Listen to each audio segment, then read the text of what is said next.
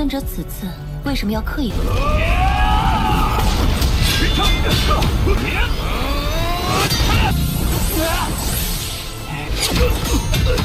真找到山顶守关的所有。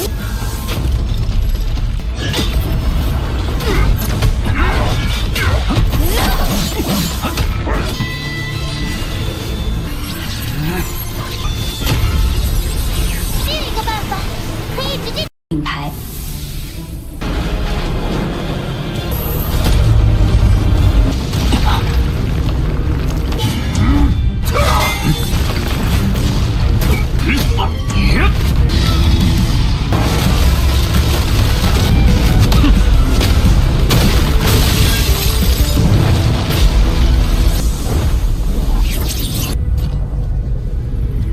700公里，预祝一个宇宙级9阶吧。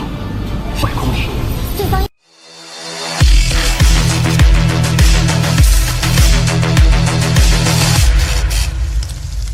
Halo semuanya, selamat datang di Ruang Sinema. Bagaimana kabar kalian semua? Semoga selalu sehat dan baik-baik saja. Pada hari ini kita akan kembali melanjutkan series Donghua Penakluk Bintang episode terbaru, yang mana ini adalah episode yang ke-150. Bagi yang mau bergabung dan series ini, kita sudah sediakan playlistnya. Jadi kalian bisa dengan mudah mencari di mana episode awal dari series ini. Tapi sebelum kita mulai episode terbarunya, kita akan melihat dulu apa saja yang telah terjadi pada episode sebelumnya. Tepatnya pada episode 149. Kemarin Lo Fong telah berhasil mengalahkan Gasly dengan begitu mudah dan membuat para murid terkejut karena baru mengetahui kalau perkembangan Lo Fong sangatlah pesat. Hanya saja di sini Lo Fong dikejutkan oleh pesan Su Xin yang memberitahunya kalau serangga Zerg telah mengalami sebuah reaksi. Merasa kalau dirinya sudah tidak punya waktu lagi, jadi Lo Fong pun pergi ke lautan ilusi untuk bisa mendapatkan lebih banyak poin lagi. Sesuai dengan namanya, lautan ini bisa menciptakan ilusi yang sangatlah nyata. Awalnya Lo Fong tidaklah kesulitan dalam menghadapi seluruh ilusi di sana. Sampai akhirnya dia pun harus gagal ketika di lantai ke-9 karena dia itu melihat bumi dihancurkan oleh serangga Zerg. Lo Fong meminta nasihat kepada Truyan yang pada akhirnya membuat hati Lo Fong sedikit lebih tenang. Setelah semua itu, Lo Fong kembali menantang jembatan Tongtian lantai ke-7. Dengan latihannya selama ini, akhirnya Lo Fong berhasil mengungguli Bolan. Akan tetapi itu tidaklah bertahan lama karena Bolan langsung menyusul Lo Fong. Sekarang kita akan melanjutkan episode terbarunya. Xiano berpindah ke bumi, tepatnya kepada Lo Fong. Di dalam dunia internalnya, saat ini Lo Fong tengah melakukan latihan bersama dengan tubuh klon Mosanya. Yang mana dari segi kekuatan, tentu tubuh klon Mosa jauh lebih unggul daripada tubuh manusia bumi Lo Fong. Babata memberitahu kalau perusahaan baru saja mengirimkan pemberitahuan karena setiap 100 tahun sekali kompetisi kualifikasi wilayah udara tingkat luar angkasa akan segera dimulai. Setiap wilayah jumlahnya akan dibatasi. Jadi karena itulah kompetisi ini diadakan. Untuk wilayah udara asli hanya ada 3 tempat saja. 2 tempat akan dipilih dari wilayah udara asli. Kini satu-satunya tempat yang tersisa akan dipilih dari 3 tempat terakhir di wilayah udara asli dan 3 tempat teratas dari wilayah udara Taichu. Lo Fong paham dan dirinya sudah menyiapkan hal itu sejak lama. Jadi karena itulah Lo Fong terus meningkatkan latihannya. Ia penasaran apakah yang saat ini Bolan lakukan. Ternyata Bolan telah memulai misinya dan pergi ke Magic Mountain Pro. Ini merupakan misi putus asa.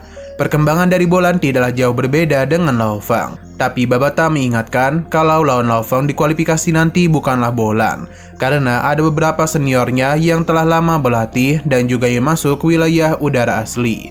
Lo Fong paham dan dia tidaklah mempermasalahkan para seniornya. Karena jika ia ingin menjadi lebih kuat, maka Lo Fong harus bisa masuk ke wilayah udara asli. Sepertinya tempat itu merupakan dambaan bagi seluruh pejuang yang ada di perusahaan alam semesta virtual. Untuk saat ini Lo Fong akan terus berfokus melakukan latihan bersama dengan tubuh klan Mosanya.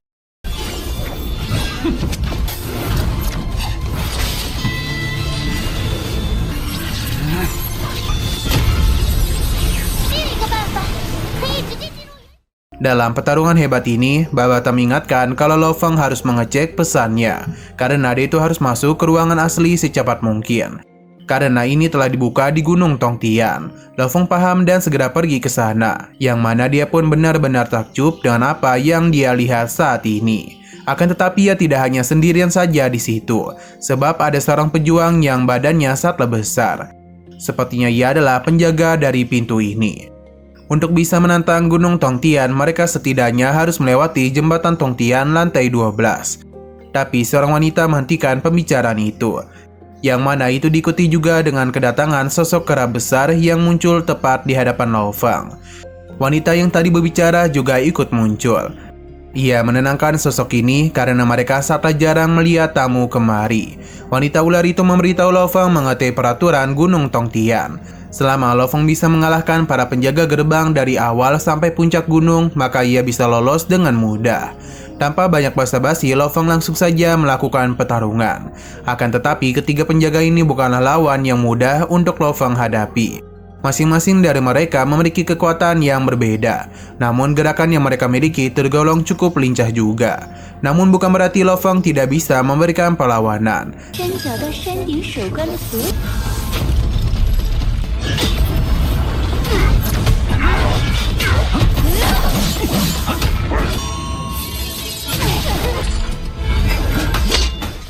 Karena setelah melihat pola serang mereka, Lo Fong segera bertindak untuk bisa melakukan serangan balik kepada mereka.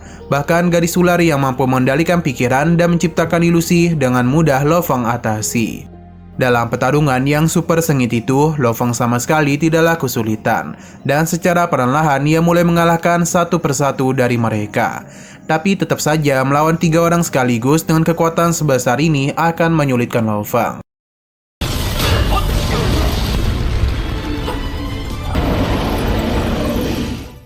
Ia pun harus gagal di percobaan pertamanya. Salah satu penjaga memberikan pujian kepada Lo Fong karena mampu menghabisi 2 di antara mereka. Padahal dia itu adalah pendatang baru, namun bisa melakukan serangan balik yang begitu hebat kepada mereka. Setelah berhadapan dengan 3 penjaga kaki Gunung Tongtian, Lo Fong pun curhat kepada Truyan mengenai perbedaan kekuatannya dengan para penjaga. Truyan hanya tertawa saja mendengar cerita Lo Fong. Padahal tidak ada satupun tingkat kosmik dari wilayah udara asli yang dapat menyelesaikan lantai pertama Gunung Tongtian. Truyan mengingatkan Lo Fong tentang menara percobaan prajurit jenius, yang mana itu diatur pada tingkat kesulitan yang hampir tidak dapat dilewati oleh siapapun. Hal yang sama juga berlaku pada Gunung Tongtian. Semua itu hanyalah sebuah pantauan untuk naik ke wilayah asli. Kompetisi sesungguhnya adalah cara tepat untuk menguji seberapa jauh Lo Fong telah berkembang. Lo Fong tahu 5 anggota veteran kelas alam semesta telah berhasil menembus lantai ke-7 jembatan Tongtian. Para senior itu saatlah menikmati ketika mereka melakukan penyiksaan kepada pendatang baru sebelum pertarungan kualifikasi dimulai. Beberapa kali Lo Fong juga ditantang, tapi ia tidaklah tertarik karena Lo Fong akan menunjukkan aksinya di panggung yang sesungguhnya. Pada akhirnya kompetisi pun dimulai juga. Ia sudah menunggu hal ini karena Lo Fong akan melakukan pembantaian kepada para senior sombongnya. Lo Fong tidaklah kesulitan dalam kompetisi itu. Tidak hanya dia, namun Rong Jun juga. Ia sama sekali tidak kesulitan dalam menghadapi lawan-lawannya. Kini giliran para juniornya lah yang mentertawakan para seniornya.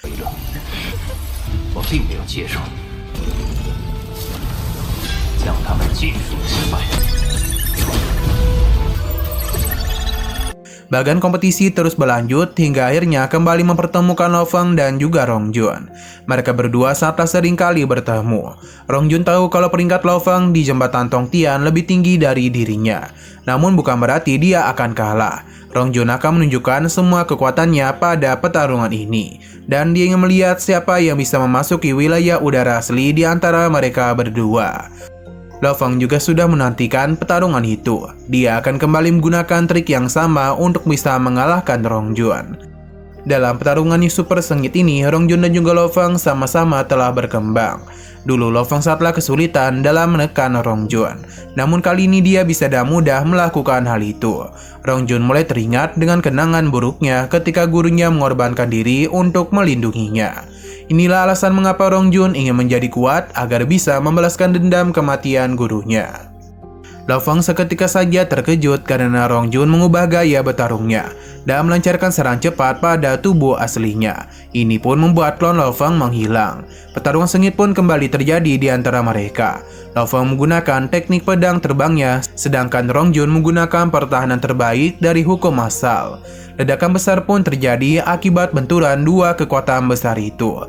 Rong Jun menggunakan hukum asalnya untuk membatasi penglihatan dari Lo Feng. Sepertinya rencana itu berhasil karena Lo Feng sempat lengah. Tapi untuk bisa mengalahkan Lo Feng, ini saja tidaklah cukup. Dan benar saja, lagi dan lagi Lo Feng bisa membatasi pergerakan dari Rong Jun. Namun untuk bisa mengalahkannya mungkin agak terlalu sulit. Apalagi Rong Jun itu begitu bersemangat dalam pertarungan ini. Ia memiliki pergerakan yang begitu cepat. Pada akhirnya, Lo Feng pun menggunakan mode prajurit darahnya. Kecepatan Lo Feng seketika saja meningkat dengan begitu pesat, sampai-sampai Rong Jun tidak bisa mengimbangi pergerakannya. Dan semua ini sudah jelas kalau Lo Feng lah yang menjadi pemenangnya.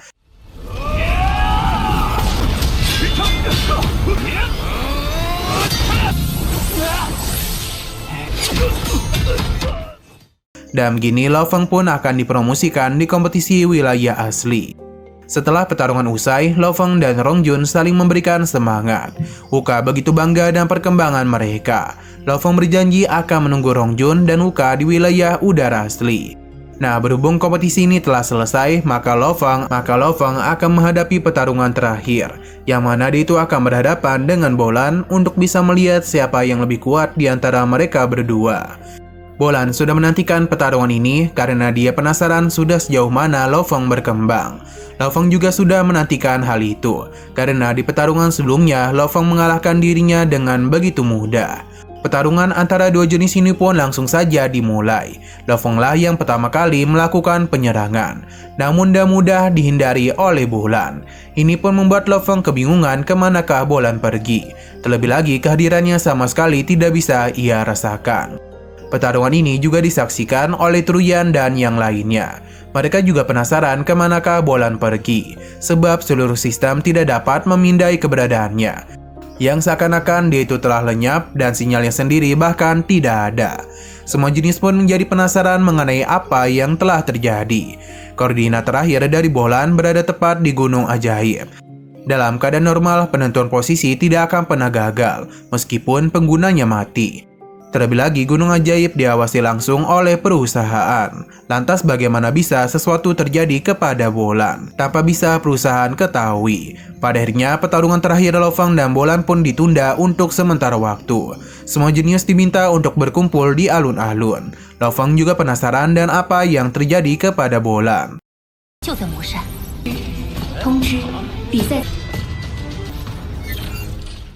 Nah, seluruh jenius kini telah berkumpul di alun-alun, yang mana Master Jujian pun muncul untuk memberikan tugas darurat kepada mereka untuk mencari keberadaan dari Bolan, yang terakhir kali berada di Gunung Ajaib. Bagi mereka yang bisa menyelesaikan tugas ini akan diberikan hadiah 500.000 poin. Jumlah ini sangatlah banyak dibandingkan misi terakhir Lo Feng. Master Jujian secara mengejutkan memilih Lo Feng dan yang lainnya.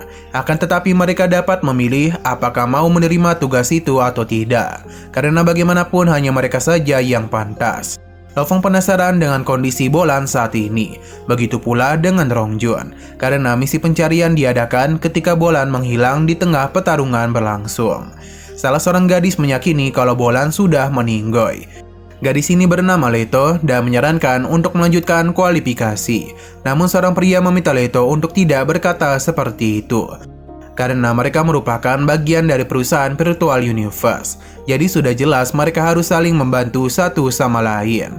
Jika di kemudian hari sesuatu terjadi kepada mereka, maka tentu perusahaan juga akan melakukan hal yang sama. Uka memberitahu kalau mereka adalah peringkat pertama dan ketiga yang tetap berada di wilayah udara asli setelah periode kualifikasi terakhir. Bolan yang merupakan jenis berbakat belumlah pernah menang melawan mereka berdua. Leto pun pergi dari tempat ini dan meninggalkan rekannya, sedangkan Master Jujian tengah melakukan pencarian kepada Bolan, namun tidak kunjung menemukan tanda-tanda dari sinyal Bolan. Dongyu penasaran mengapa masternya ingin melakukan pencarian kepada Bolan, padahal bisa saja dia itu telah meninggoy. Hanya saja Master Jujian merasa ada yang aneh, karena tidaklah mungkin Bolan hilang secara tiba-tiba. Selain itu, baru-baru ini ada tanda-tanda kekuatan yang diam-diam menargetkan umat manusia. Jadi, Masa Jujian secara khusus memilih Lo Fang dan yang lainnya untuk melakukan pencarian. Semoga saja mereka itu bisa menemukan sesuatu.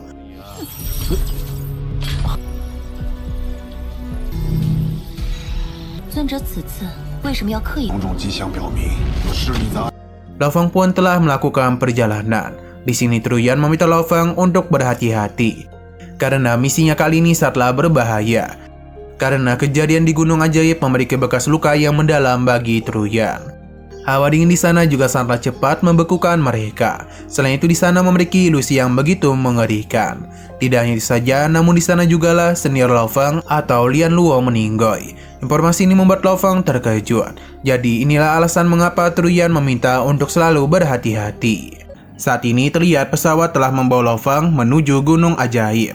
Ini merupakan misi yang sangat berbahaya. Bahkan tingkat kematiannya mencapai 90%. Babata meminta Lo Fang untuk memikirkan hal ini matang-matang, sebab misi putus asa bukanlah sesuatu yang bisa dianggap remeh. Walaupun begitu, Lo Fang tetap menerima misi ini agar bisa menyelamatkan Bolan. Tidak hanya itu saja, namun beberapa jenis lainnya juga telah dikontak, apakah mau mengambil misi ini atau tidak. AI memberitahu untuk mengumpulkan 10.000 token hitam yang dikenakan oleh penduduk asli di sana. Jika berhasil, maka misi tambahan juga akan diberikan. Selain itu, mereka juga harus mengenakan sebuah tanda yang merupakan sertifikasi untuk bisa keluar masuk dari Gunung Ajaib. Andai saja mereka bisa mengumpulkan 1.000 token dari penduduk asli Gunung Ajaib ataupun mendapatkan token merah, maka mereka bisa langsung bergabung dengan perusahaan Virtual Universe.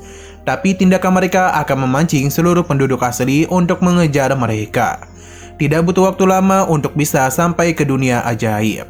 Planet ini begitu indah, namun tidak untuk di dalamnya, karena di sana menyimpan begitu banyak rahasia. Pesawat milik perusahaan pun telah sampai dan akan mengirim Lo Fang untuk lebih mendekati area inti dari planet itu. Baru saja membuka pintu pesawat, Lo Fang telah merasakan angin yang begitu kuat, yang seakan-akan ingin menelan dirinya. Bahkan ilusi yang terkenal dari dunia ajaib langsung menyambut Lo Fang. Untung saja Lo Fang telah memperkuat jiwanya, jadi dia itu bisa lepas dengan mudah. Semua ini adalah suara angin yang bercampur dengan ilusi alam. 品牌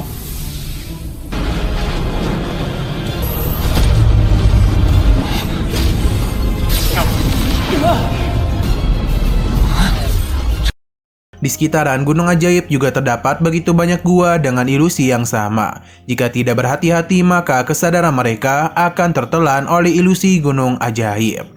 Lo Fang tidaklah boleh bertindak gegabah. Ia pun keluar dan sebelum melakukan perjalanan, dia harus menyimpan pesawat ini terlebih dahulu. Setelah semua itu, barulah Lo Fang mulai masuk ke dalam gua yang besar. Baru saja memulai perjalanannya, Babata sudah merasakan sesuatu di depannya. Karena ada sosok yang kuat sedang mendekat dengan kecepatan yang begitu hebat. Benar saja, hanya dalam sekejap mata, sosok yang Babata maksud muncul di hadapan Lo Fang.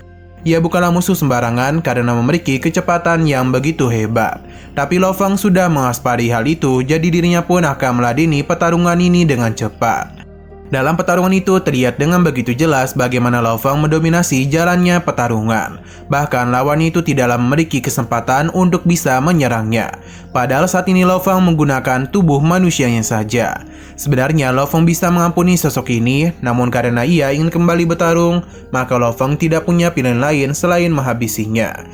Inilah yang kita tunggu-tunggu karena Lo Fang bersikap sangatlah dingin. Bagi Lo Fang ini semua adalah ganjaran karena berani menghentikan dirinya.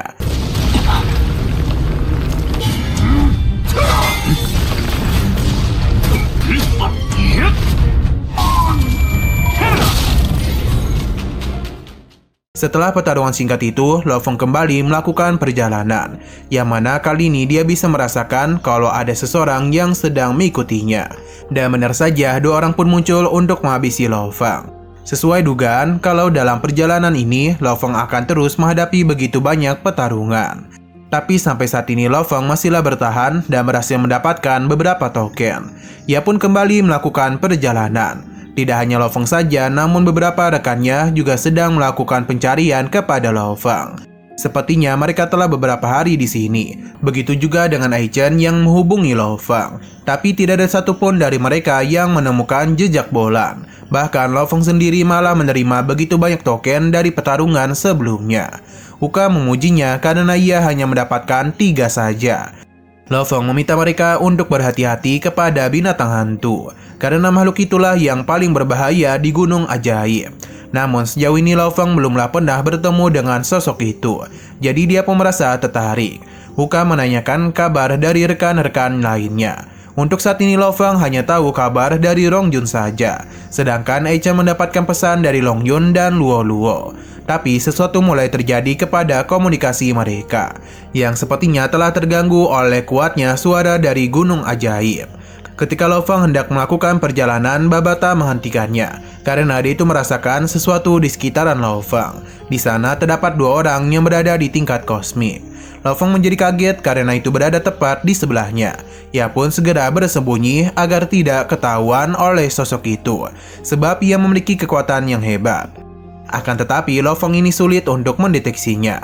Babata pun mentertawakan Lo Feng karena sejak kapan dia menjadi penakut. 里处有一个玉主机8阶。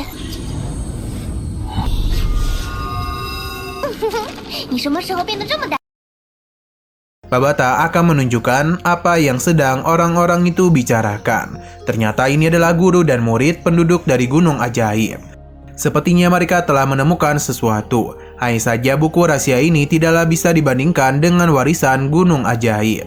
Jadi sang guru pun memilih untuk menghancurkannya. Sepertinya tujuan mereka kemari sedang mencari teks rahasia dari lautan Enegram. Dulu nama Gunung Ajaib adalah Gunung Suci Kuno. Berdasarkan legenda, seluruh gunung memiliki semacam warisan kuno.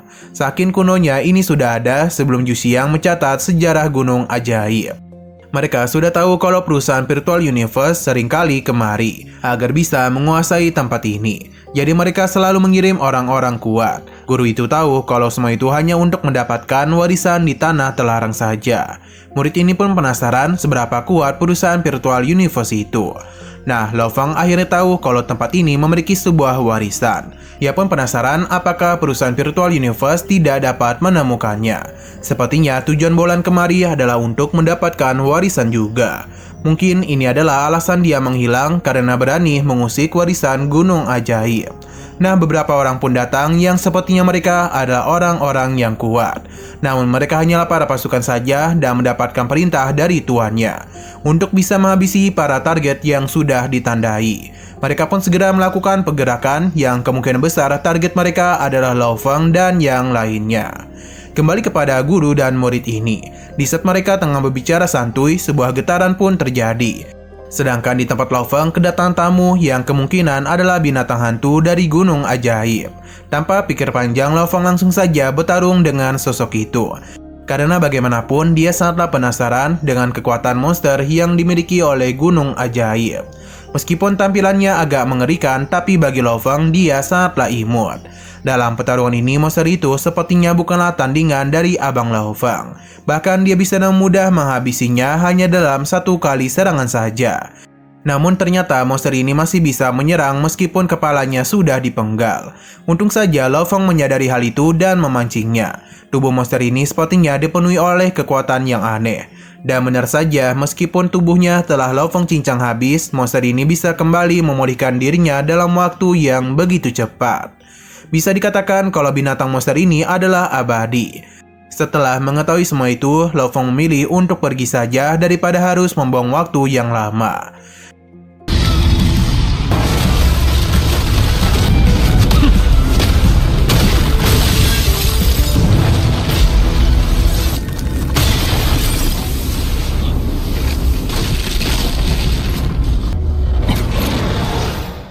Di sisi lain, guru dan murid ini masihlah melakukan perjalanan. Alasan mengapa sang guru pergi karena dia tidak ingin mengurusi binatang hantu. Selain itu, dia juga telah merasakan kehadiran dari beberapa orang. Jadi lebih baik mereka menyerang orang-orang itu. Karena bagaimanapun tugas mereka adalah melepas token merah yang dimiliki oleh utusan perusahaan Virtual Universe. Hanya saja mereka ini pun dikejutkan oleh kedatangan pria sebelumnya yang bernama Huki. Ia juga dikenal sebagai Tuan Alam Api. Kedatangannya membuat guru dan murid ini menjadi panik dan sayang sekali mereka tidak bisa lari kemana-mana. Sebab Huki bisa dan mudah menghabisi nyawa mereka.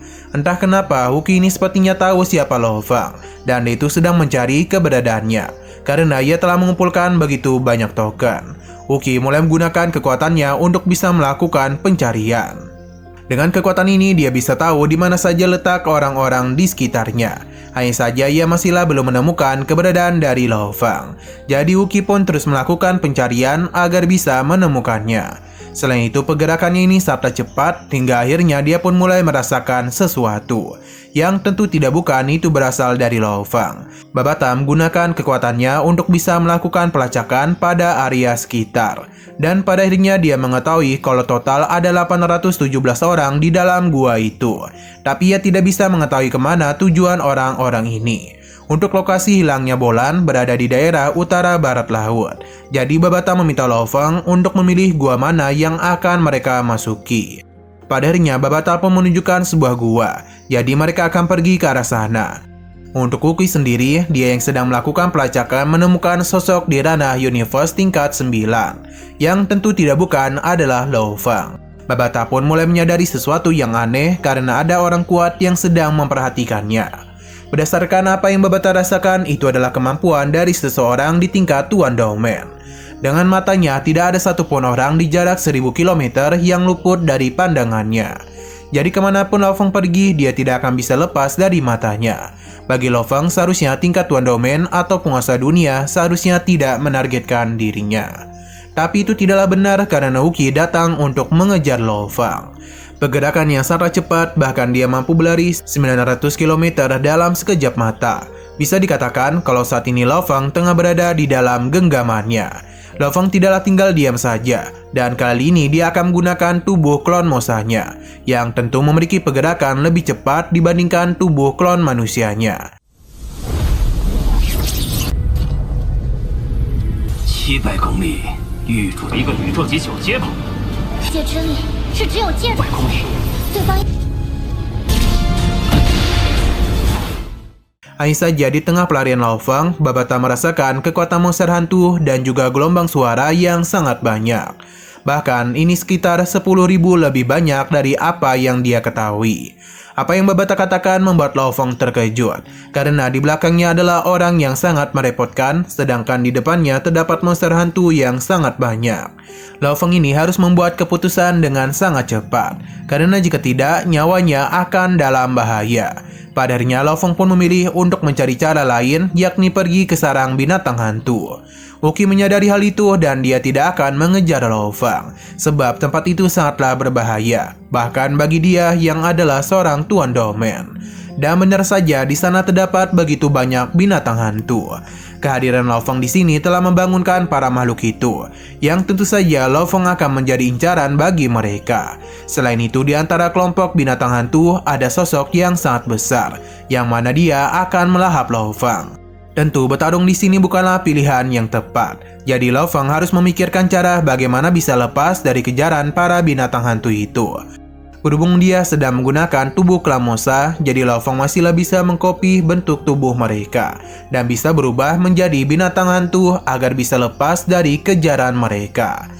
Nah, Lo Fang itu hampir saja terlambat, namun untung saja dia itu berhasil berubah di waktu yang tepat. Dan kini dirinya mulai dikelilingi oleh binatang hantu. Akan tetapi lagi seru-serunya, episodenya ini pun harus bersambung dulu. 包围了，是哪里？好快！ Nah, sayang sekali lagi seru-serunya, episodenya pun harus bersambung dulu. Namun sebelum kita akhiri, seperti biasa kita akan melihat preview bagian selanjutnya. Di sini Lo Fang dan yang lainnya bertemu dengan beberapa orang yang tidak asing bagi mereka. Terlebih lagi mereka bertemu dengan lawan-lawan sebelumnya yang bersiap untuk kembali lagi bertarung. Ini pun membuat Lo Fang dan yang lainnya terkejut. Selain itu, Mo Yanfin tidaklah bisa menahan diri Lo Fang yang kini sedang terisap dalam jurang maut. Babata pun menjadi panik, apalagi kita. Nah, kita juga diperlihatkan dengan sosok cantik dan berbodi mantap yang sepertinya adalah dalang dari semua ini. 那博兰的失踪以后，罗峰恐怕不消片刻，死要见尸。Oke, sekian dulu pada video kali ini. Untuk video selanjutnya akan segera hadir pada minggu depan. Jadi bagi kalian yang ingin mengikuti series ini, langsung saja klik subscribe dan aktifkan loncengnya. Terima kasih yang sudah menonton video sampai habis. Jika kalian suka pada video ini, klik like dan share ke teman-teman kalian tentang channel ini. Dan ditunggu aja kelanjutannya. Oke, sampai jumpa di video selanjutnya.